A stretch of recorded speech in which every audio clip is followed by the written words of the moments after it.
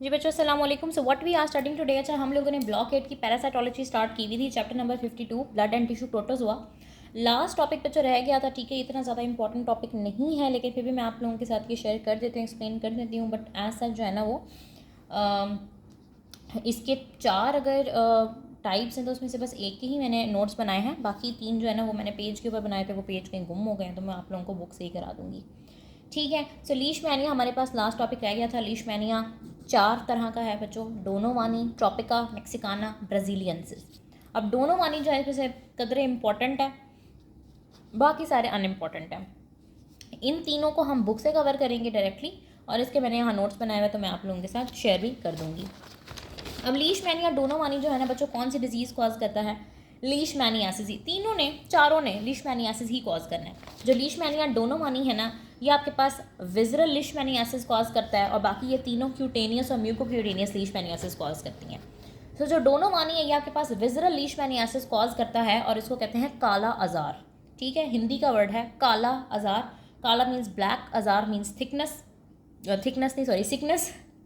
So kala azar is black sickness या visceral leishmaniasis इसको बोलते हैं। अब इसके अंदर पूरे लीशमैनियासिस के अंदर, चाहे वो डोनोवानी का है, ट्रॉपिका, मेक्सिकाना, ब्राज़ीलियंसिस, इंसेक्ट वेक्टर जो होता है वो सैंड फ्लाई होता है। ठीक है, इसके रेजर्वॉयर्स होते हैं मैमल्स, डॉग्स, फॉक्सेस और रॉडेंट्स वगैरह। ठीक है, रॉडेंट्स ये कुतरने वाले जो जानवर, चूहे वगैरह जो होते हैं। सो इंसेक्ट वेक्टर सैंड फ्लाई ही रहेगा। चारों ने लीशमैनियासिस ही कॉज करना है। डोनोवानी ने विजरल लीशमैनियासिस, बाकी तीनों ने cutaneous and mucocutaneous leishmaniasis. So life cycle क्या होता है बच्चों? वही कि सैंड फ्लाई सबसे पहले आके आपको बाइट करेगी, ठीक है, या रेजरवॉयर होस्ट को बाइट करेगी। ठीक है, जब वो रेजरवॉयर होस्ट को बाइट करेगी, हाँ जी, जब वो रेजरवॉयर होस्ट को बाइट करेगी तो वहाँ से ब्लड पी लेगी, यानी आपका ब्लड सैंड फ्लाई के अंदर चला जाएगा।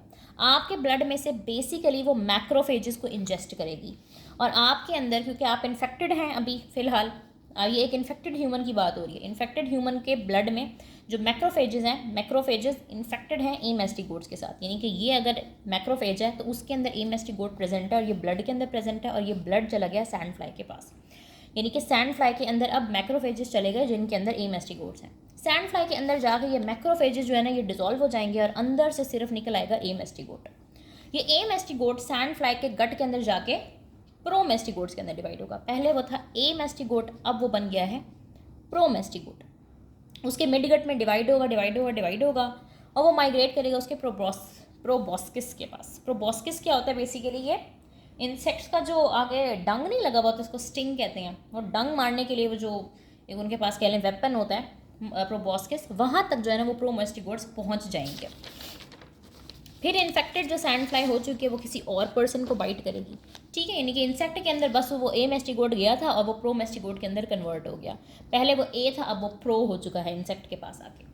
अब उसके वो डंग तक पहुंच गए थे, तो इन्फेक्टेड सैंड फ्लाई किसी और इंसान को डंग करेगी या बाइट करेगी, तो वो प्रो मेस्टिगोट्स उसकी स्किन के अंदर ट्रांसफ़र हो जाएंगे, उसकी स्किन के अंदर ट्रांसफ़र होंगे। और फिर प्रोमेस्टिगोट्स को फेगोसाइटोज करने के लिए मैक्रोफेजेस आएंगे। ठीक है, और मैक्रोफेजेस क्या करेंगे? अपने अंदर ले लेंगे प्रोमेस्टिगोट्स को। वो प्रोमेस्टिगोट्स मैक्रोफेजेस के अंदर ट्रांसफॉर्म हो जाएगा ए मेस्टिगोट्स के अंदर। अब मैक्रोफेज बाहर और ए मेस्टिगोट अंदर। ए मेस्टिगोट जो मैक्रोफेज है ना इसको फेगोसाइटाइज कर नहीं पाएगा। ये ए मेस्टिगोट क्या करेगा? इस मैक्रोफेज सेल को और बाकी रेटिक्यूलो एंडोथीलियल सेल्स को, जो बाकी मैक्रोफेजेस हैं, फेगोसाइट्स हैं बाकी सिस्टम के अंदर, उन तमाम रेटिक्यूल एंडोथीलियल सेल्स को वो इन्फेक्ट करना स्टार्ट कर देगा, ए मेस्टिगोट्स ऑफ द सैंड फ्लाई।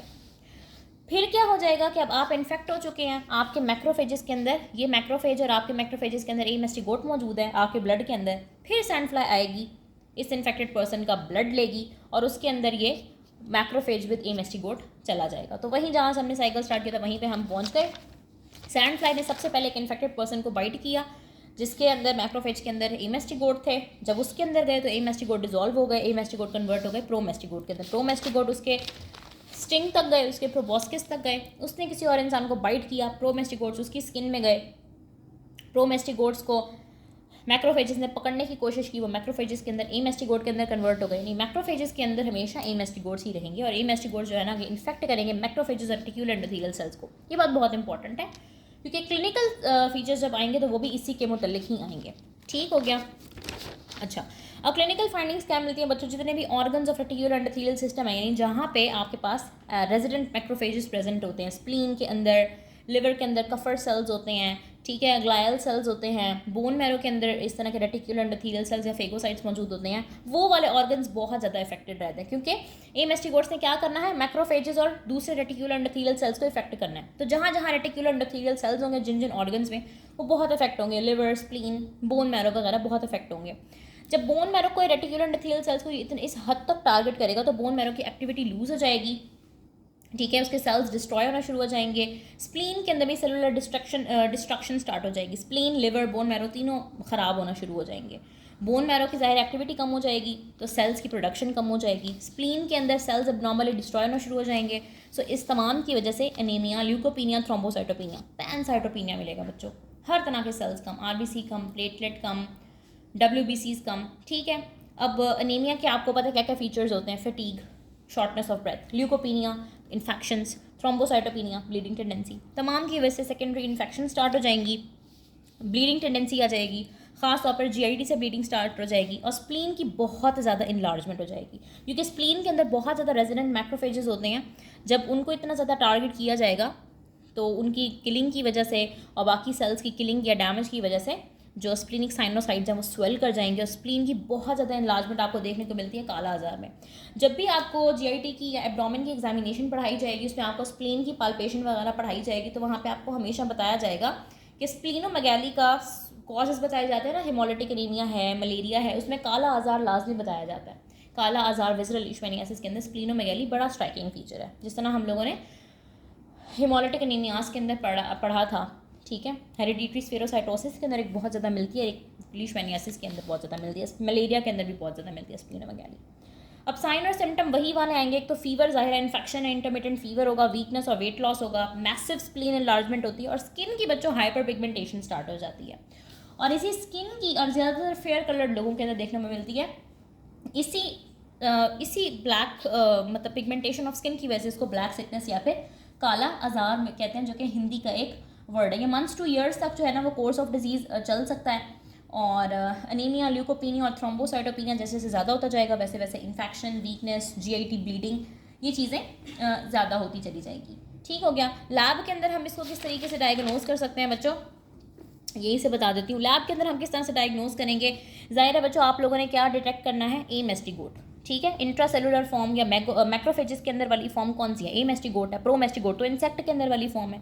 सो आपने एमएसटी-गोट्स को पकड़ना, इनको डिटेक्ट करना है। कैसे डिटेक्ट करोगे, आपके जो रेटिकुलर एंडोथेलियल सिस्टम वाले ऑर्गन्स हैं, लिम्फ नोड्स हैं, बोन मैरो है, स्प्लीन है, आप उसके अंदर से बायोप्सी का सैंपल लोगे, बायोप्सी करोगे इन चीज़ों की, तो आपको वहाँ पे एमएसटी-गोट्स नज़र आ जाएंगे। इसके अलावा आप ऑर्गेनिज्म को कल्चर कर सकते हैं, उसकी सीरोलॉजिकल डायग्नोसिस भी कर सकते हैं। ज़्यादा इंपॉर्टेंट बायोप्सी आप लोगों ने याद कर लेना है। ये इस तरह से नज़र आता है बच्चों, लीशमैनिया एमएसटी-गोट्स, ठीक है।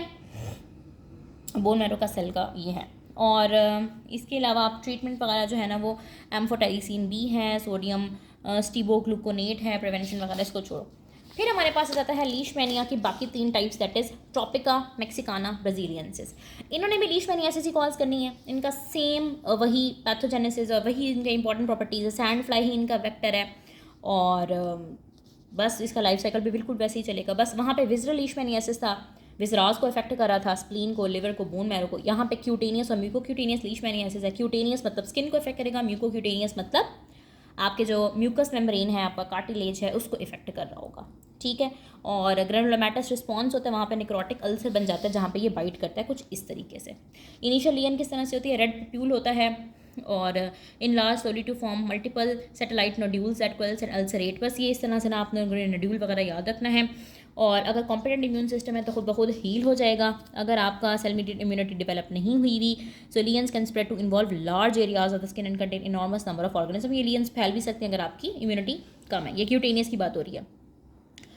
तो क्यूटेनियस के अंदर आपको क्या होता है, रेड कलर का पेप्यूल बन जाता है। म्यूकोक्यूटेनियस के अंदर क्या होता है बच्चों, इनिशियली पर्पल कलर का अल्सर बनता है वहाँ पे साइड पे, और बाद में मेटास्टैटिक लीजन्स बन जाती हैं। ये आमतौर पर जो है ना वो नोज़ और माउथ के जंक्शन पे हो रहा होता है, और हील होता है slowly if at all death can occur from secondary infection. Lab के अंदर आप किस तरह से डायग्नोज करोगे बच्चों, आपने दोबारा से AMST कोड्स को ही डिटेक्ट करना है। आप जो स्किन की लीन वगैरह होगी, जहाँ पे स्किन का अल्सर वगैरह होगा, वहाँ से आप सैंपल लोगे और स्मेयर बनाओगे और माइक्रोस्कोप के नीचे देखोगे तो आपको AMST कोड्स मिल जाएंगे। इसके अलावा इसका स्किन टेस्ट भी होता है जो कि पॉजिटिव आ सकता है। So this was all about chapter number 52। Next इंशाल्लाह मैंने चैप्टर 54 से स्टोर्स पढ़ाना है, उसके लेक्चर्स भी मैंने अपलोड कर दिए हैं, टीनिया सोलियम के भी, टीनिया सैजिनाटा की भी, तो वो आप लोगों ने देख लेना है। Thank you very much.